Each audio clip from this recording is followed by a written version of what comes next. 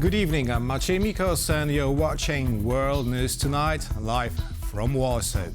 Over 50 countries united in the Ramstein format met on Friday at NATO headquarters in Brussels to discuss further support for Ukraine. More on that in a moment, but first, the latest headlines. US Special Envoy discusses peace in Ukraine with Russia's Vladimir Putin. Coalition of the willing still counting on US support in Ukraine. And a trade war between the US and China escalates as tariffs climb. Further support for Ukraine, that was at the forefront of discussions during a meeting of defense ministers from over 50 countries who met at NATO headquarters in Brussels. This comes amid escalating Russian aggression and growing uncertainty surrounding American support.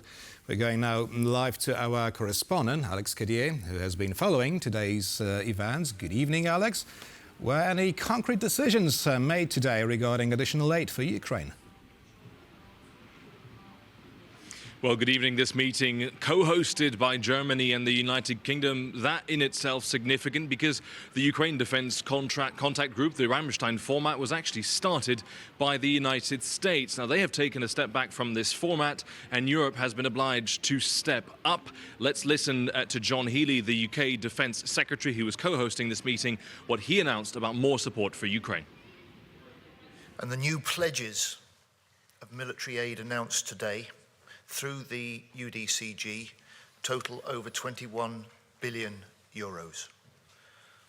A record boost in military funding for Ukraine, and we're also surging that support to the frontline fight. A record contribution, according to John Healey. A surge in support is how he described it. So clearly, European allies stepping up. We heard the UK itself, along with Norway, are contributing 470 million euros. That will go to hundreds of thousands of drones. It will go to anti-tank mines. It will go to repairs and spare parts for the equipment the Ukrainians already have. We've also heard from Boris Pistorius, the German defense minister, announcing 15 Tiger 1 tanks and Iris-T air defense systems for Ukraine at this meeting as well. But the question, despite these preparations and this support in the short term for Ukraine by European partners, is then the preparation for peace and for the enforcement of peace. At the moment, some skepticism about whether or not it could come. We heard again from John Healey about the main obstacle to peace.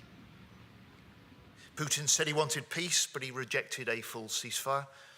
Putin said he wanted peace, but he continues to drag his feet and delay the negotiations. Putin said he wanted peace, but his forces continue to fire on Ukraine, military and civilian targets alike.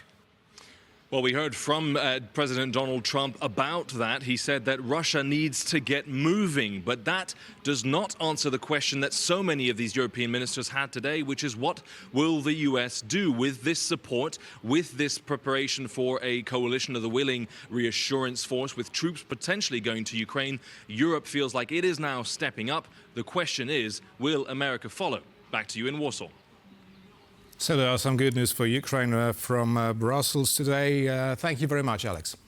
US Special Envoy Steve Witkoff arrived in Saint Petersburg on Friday for another round of talks with Vladimir Putin on peace in Ukraine. The Kremlin spokesperson has already said that no breakthroughs are expected in the negotiations. Is Washington losing patience with Russia's stalled tactics in peace talks? Jeremy Hołodniuk and Zuzanna Jurek report. Saint Petersburg, the epicenter of Russian Empire's collapse and the hometown of Vladimir Putin. Today, the city's most prominent citizen hosted Steve Witkoff, the key US official tasked with negotiating peace in Ukraine and normalizing relations with Moscow. Russian agreement for full ceasefire in Ukraine. That's the main thing. That's why he was sent by President Trump to Russia. Witkoff was also expected to discuss Iran nuclear deal ahead of the 12th of April summit in Oman.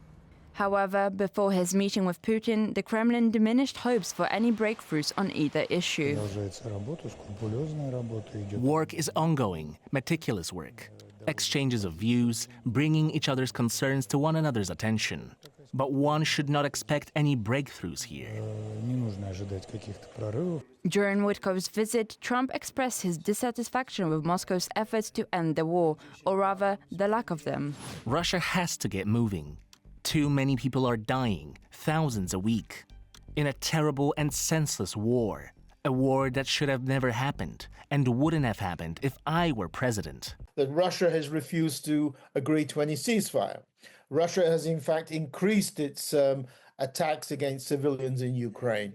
Some experts and observers suggest that there might be another reason for Trump's push. But the main thing now is full-fledged ceasefire. Trump wants success for his first 100 days in office. Ukraine agreed to a ceasefire 2 months ago.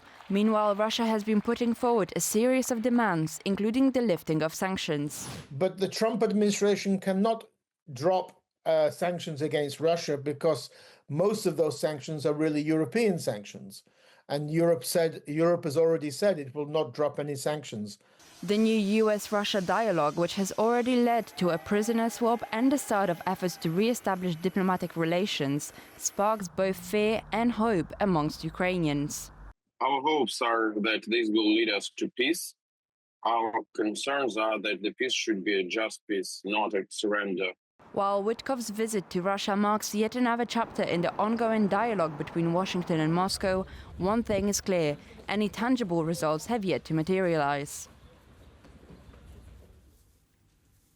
Ukrainian President Volodymyr Zelensky visited his hometown Kryvyi Rih on Friday to pay respects to those killed in a Russian missile attack, including 9 children. As Russia continues its attacks on civilians and stalls negotiations with the US, peace appears as distant as ever. And so we're going now live to our Ukraine correspondent, Oz Kataji. Good evening, Oz.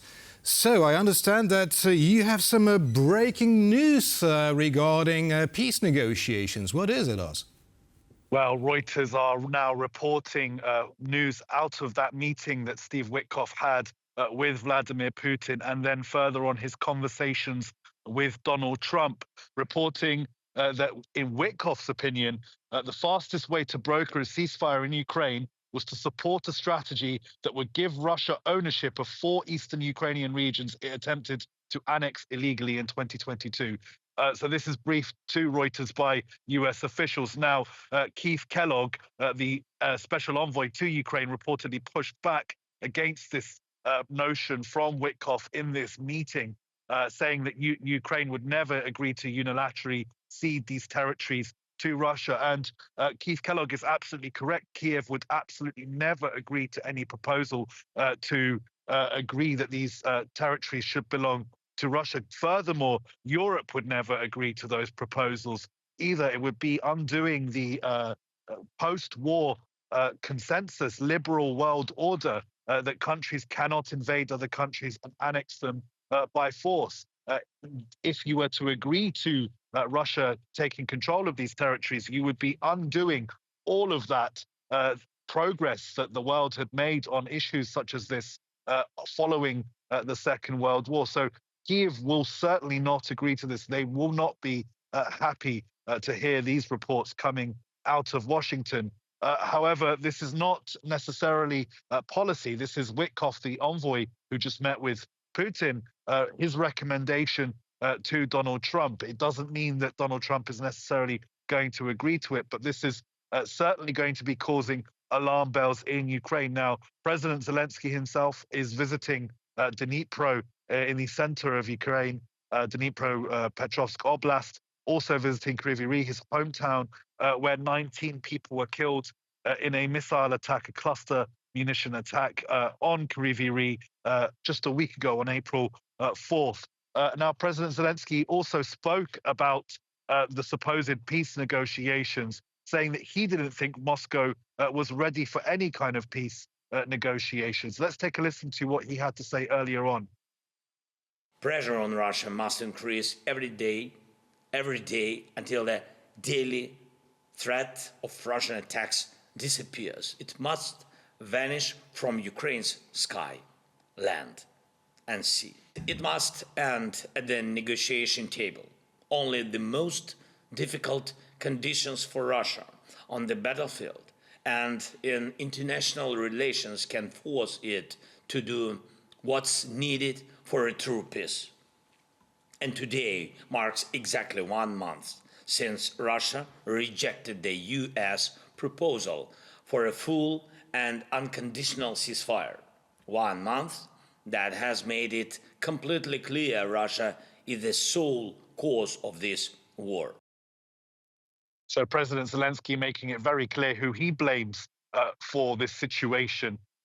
There is still no pressure coming from the White House towards Russia. And these signs from Steve Witkoff, who has basically been leading negotiations with Russia, are going to be causing grave concern here in Ukraine that an unjust peace may be attempted to be forced upon them by Donald Trump.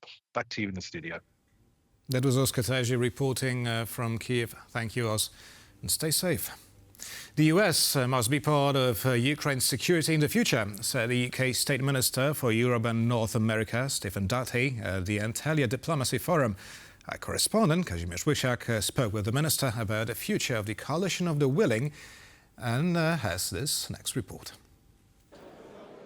There are still many questions concerning the UK and France-led coalition of the willing, an initiative of putting European troops in Ukraine in the future to safeguard a potential peace agreement. Some countries are less willing than others, with Poland, for example, saying a hard no to sending its own troops to Ukraine. Other countries cite concerns over the lack of the United States in the agreement. And I asked the UK State Minister for Europe, North America and Overseas Territories here at the Antalya Diplomacy Forum about the possibility of persuading the US in the future to join the coalition. Well, we're very clear that the United States must be part of the security for Ukraine in the future, and that's absolutely crucial that we're working with them and all European partners. And we're also clear that all European partners and indeed all members of the coalition of the willing are going to have different roles to play. We've been very clear that we'll put boots on the ground. The lack of US commitment is also making other NATO allies hesitant to commit their own troops. I've asked here the Finnish Foreign Deputy Minister about the possibility of her country doing so, and here is what she had to say. We will see what our role will be. So we have been in this coalition and we are proactively taking part and seeing what we can then also provide. But of course, we are a frontline nation. We have our border to guard, and it is not only our national border, it's also the border of NATO towards Russia. There are still major question marks over the coalition of the willing, but all of that doesn't really matter as long as Russia refuses to accept the terms of an immediate ceasefire. And so far, we have seen no indication of that. From the Antalya Diplomacy Forum, Kazimierz Wysiak, TVP World. Can Europe defend both its economy and its values without triggering a trade war? That's the challenge finance ministers are grappling with at an informal ECOFIN meeting in Warsaw, where tariffs, defense and unity are all on the agenda. Here is what Aleksandra Marchewicz has learned. As finance ministers wrap up their first day of talks here in Warsaw, the message is clear. Europe is facing a dual challenge. Now, firstly, mounting trade tensions with the US, but on the other hand, a growing need to boost its defense capabilities. Now chairing the meeting, Poland's finance minister Andrzej Domański emphasized the importance of unity and coordination across the old continent. Now, while Poland remains one of the strongest supporters of the US, Domański made it clear at the meeting on Friday that transatlantic ties should not overshadow Europe's economic interests in this debate. Poland is the country with probably the highest support for US in the whole European Union. Polish people like US. That's a fact. And it's also a fact that Poland has been buying lots of US military equipment because we early understood how important it is to take more responsibility for our European security. We do not treat it as an argument in this discussion. As I said, the negotiation is fully responsibility of the Commission. and we will remain united. That being said, challenges still lie ahead. Now, European Commission warns that the impact of tariffs already in place and the uncertainty surrounding them could affect now both sides of the Atlantic. Officials also reiterated the fact that there is a need to safeguard the EU's internal market, ensuring fair burden sharing across member states and prepare economic headwinds if trade tensions escalate further. Tariffs are damaging for the economy and for the prosperity. So let me make it clear, Europe did not start this confrontation and Europe does not want this confrontation. With the first day of meetings concluded, ministers appear united in their approach, cautious, coordinated and ready to respond. But what happens next will depend on whether diplomacy can succeed before the 90-day window of tariffs runs out. From Warsaw for TVP World, Aleksandra Marchewicz. In a retaliatory move, China has imposed 125% import duties on American goods in response to US President Donald Trump's massive tariffs. This comes as European leaders attempt to secure favorable trade deals for the bloc. More from our Euro correspondent Angela Skudgens in Brussels. After US President Donald Trump slapped 145% tariffs on Chinese goods, that country has clapped back. We heard on Friday from Beijing that it has imposed a 125% tariff on all American goods entering its marketplace. This represents a significant scale-up in this escalating international trade war that is gripping stock markets as well as households. But the EU has seen a window. We've heard from the Commission spokesperson's service that Maros Šefčovič, that's the Commissioner for Trade, had a successful phone call earlier this week with his Chinese counterpart. According to a readout from that conversation, it was a productive dialogue that touched on some of the major issues plaguing their bilateral relations in the past. Let's take a listen to what a Commission spokesperson had to say regarding these talks. They also agreed to keep engaging on price undertakings as a possible alternative to EU anti-subsidy duties on battery electric vehicles from China, provided they ensure a level playing field and that China effectively addresses the issue of unfair subsidies through enforceable and monitorable commitments. But Šefčovič isn't alone in his European charm offensive. The Spanish Prime Minister Pedro Sánchez touched down in Beijing on Friday when he met Chinese ruler Xi Jinping. Now, according to a readout from both of these leaders meeting, they agreed that Europe and China must band together and stand up to international threats. The reference there being these trade threats from US President Donald Trump. Now, this angst was reiterated by the EU Commissioner for the Economy, Valdis Dombrovskis, when he spoke in Warsaw on Friday about some of the tariffs that remain against the EU from that US administration. Let's take a listen to what that official had to say. Economic outlook is, of course, getting more and more unpredictable, and it's colored by the impact of Trump administration's imposition of universal tariffs on almost the whole world. We welcome the 19 days pause on reciprocal tariffs above 10%. It creates space for negotiations. However, we should not forget that the 10% reciprocal tariffs remain in place for almost all countries, and they represent a blow to the global economy.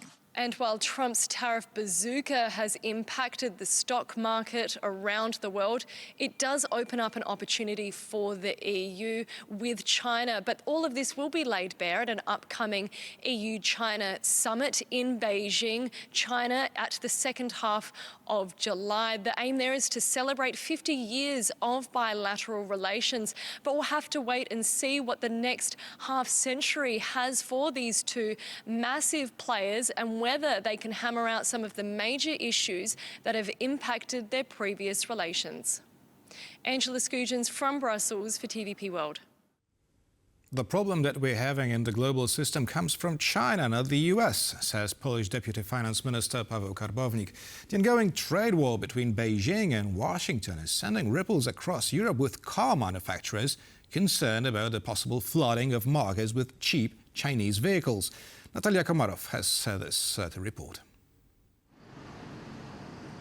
When it comes to the global trade system, China is the problem, not the US, said Polish Deputy Finance Minister Paweł Karbownik in an exclusive interview with TVP World. We cannot align with China against the US. It would be absurd because, the problem that we are having in the global system is coming from China, not from the US. We are one of the biggest trading blocs. So obviously for us, the risk is that if America is closed for business, for Chinese imports, then these imports may flood European markets, which will be a problem for our producers.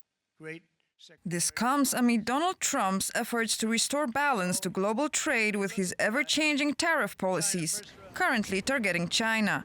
Many countries found themselves forced to align with either Washington or Beijing, especially after the White House posted this message.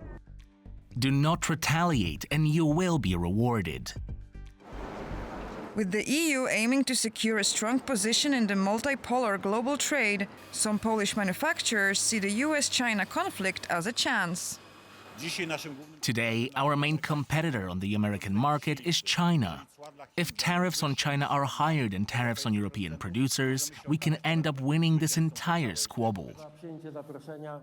Representatives of the automotive industry are less optimistic. On Thursday, they met with Polish Prime Minister Tusk to discuss the situation. Right now, we are more and more less competitive to Chinese car makers. They are entering European market. It is really attractive market for them. So right now, when they market in US are closed for them, the European market will be even more attractive. But it's not just about trade. Deputy Minister Karbownik, as well as other experts, warn that siding with Beijing means inadvertently supporting Moscow. Also, on the geopolitical side, we have to remember that the Chinese, companies are supplying the Russian military complex. 80% of the imports to Russia of dual-use goods is coming from China. Well, I think that from the very beginning, we observe a situation where the Chinese and the Russians are going hand in hand. So, even with a highly unpredictable Donald Trump at the helm, the United States remained the EU's most reliable trading partner. American foreign policy is predictable overall. Mr. Donald Trump doesn't seem to be very predictable, but he doesn't have as many moves as he probably would believe. Meanwhile, sources in Brussels have confirmed to TVP World that an EU-China summit is planned for the second half of July. And even though it's hard to predict what transatlantic relations might look like at the time, it's safe to say Trump's presidency will shake up the global order, and the EU's job is not to fall behind. For TVP World, Natalia Komarov. The quickly escalating trade war between the US and China has already impacted European markets, with Brussels looking to control the damage inflicted by both Washington and Beijing. What awaits our region and how should Europe react? To talk about it all and more, I guess. So we're joined by Bernard Oltestein, President of the Polish-Canadian Chamber of Commerce. Good evening. Good evening. So, how should Brussels react to what's going on between the US and China currently?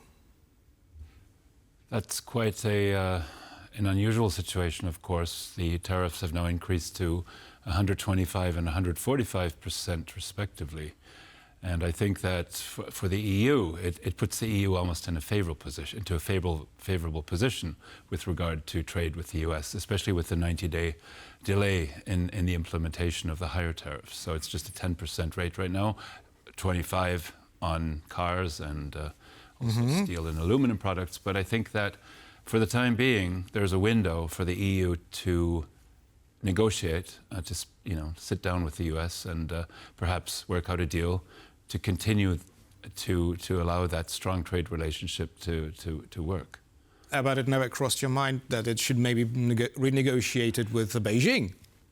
Well, of course, that's a temptation, but I think that while both sides may have realize some gains from that situation, the strategic economic relationship will continue to be with North America.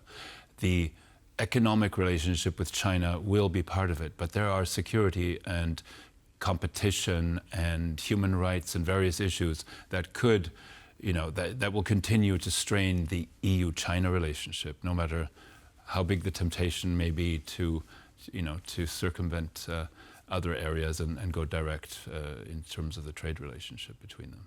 So what awaits us in the very near future? I'm talking about us regular consumers. In the near term, we may see more Chinese products being diverted to Europe. So that would mean a lowering of prices for Chinese-produced products. Which is good. That could be good. That could be good.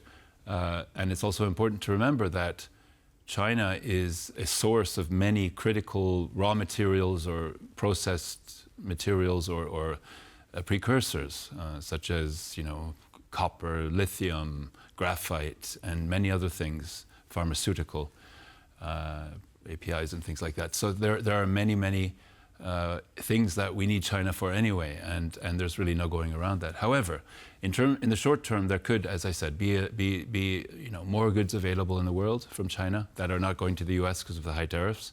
So Europe could gain a little bit in the short term, but again, that is a threat for European manufacturers if they compete on the same, with the same products. Right, the automotive industry is very much concerned about the future. What can happen, and how many people we are talking about that may lose the work soon? Well, the thing is that with China and their electric car vehicles, for example, that has been one of the root causes of the strained trade relations between the EU and China, because Chinese electric vehicles are very competitive, very price competitive for the value.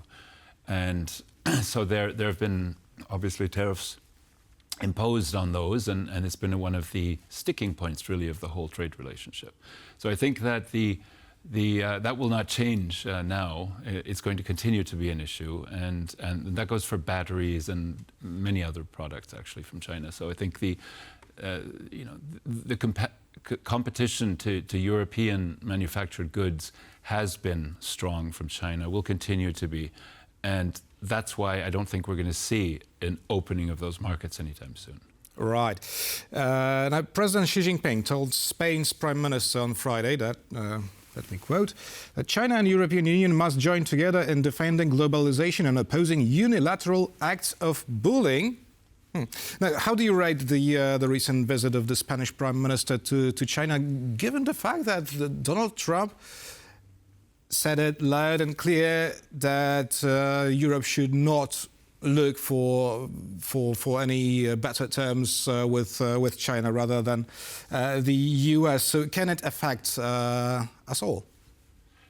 Well, I think Spain is a little bit of an outlier with its prime minister going there, and they have business on green renewable energy technologies and things like that, where they have a close relationship. But I don't think that applies to the whole EU. As I just mentioned, the EV issue, for example. I mean, China is a direct competitor to the European auto industry, and that is a concern to Europe, and it will continue to be. So Spain sort of warming up to China is not going to open the whole EU up to just automatically to a closer trade relationship. Everything will be looked at very carefully. So I wouldn't consider that to be a significant factor at this point. Right, but isn't the whole situation a little, putting the unity of the European Union to test? It could be, but I think that the European Union, also with its meeting of the finance ministers and central bank governors in Warsaw today, has stressed that unity is its strength, and that it's going to allow the European Commission to negotiate on its behalf and not individual countries. So I think the European leaders are very conscious of the danger of being split on various issues with the current developments around the world. So I think that we will see the Commission leading the negotiations. Together we stand. Yes. Divided we fall. Bernadette Steen, President of the Polish-Canadian Chamber of Commerce, was our guest today. Thank you very much. Thank you so much. And thank you for watching, and stay with us for more here on TVP World.